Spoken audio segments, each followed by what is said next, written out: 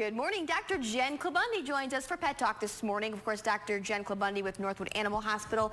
And a pup here, I guess you could say, Molly. She's 6 years old. She is. She's looking for a home. She is looking for a home. This is a sweet girl. She loves to go on walks.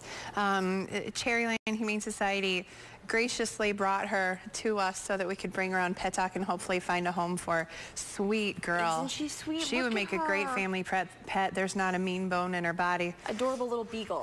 Yeah. And yeah. Besides Molly being here today, too, I want to talk about the fact we're seeing this intense heat. Right. You know, even if it's not intense heat, can greatly impact a pet, dog or cat.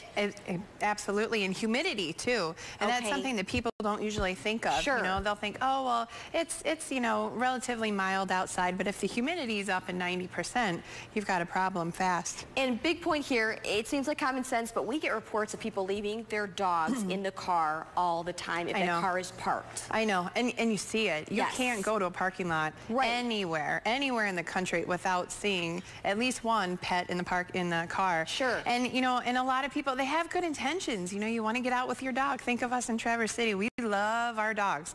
We love to go out with them. But you leave them in a hot car, even if it doesn't seem like it's hot to you, when you leave the windows cracked a little bit, that air is not going to go through those windows. I mean, try it at home. Sit in a hot car with the windows cracked and you're going to feel it really fast. Just leave them at home. Which is probably better, like you said, than them taking them out. Right. What about limiting exercise and the time outdoors? Well, this is another big thing, especially for us. We want to be outside with our pets. We want them to go for walks with us. We want them to go to the beach. And you have to be really careful.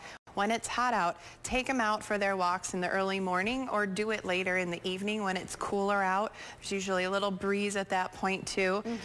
Watch the hot pavement. I've talked about this before. Yes, the pads. They can burn off the pads and you just don't think about it until it happens. Walk them on the grass. Make sure you have lots of water for them on your walks too. Speaking of water, getting them outside, getting them wet. Yeah, so take them to the beach. Give them a bath. Take the sprinkler and spray it on them. You know, any water will cool them down quicker because they can't sweat like we do. So we sweat and then the breeze comes and it evaporates and we get cooler. Dogs can't do that, so they pant a lot. Panting is a way that they get heat out of their body, but cool water is going to help them more than anything. So make sure there's fresh water available at all times, even if they live outside.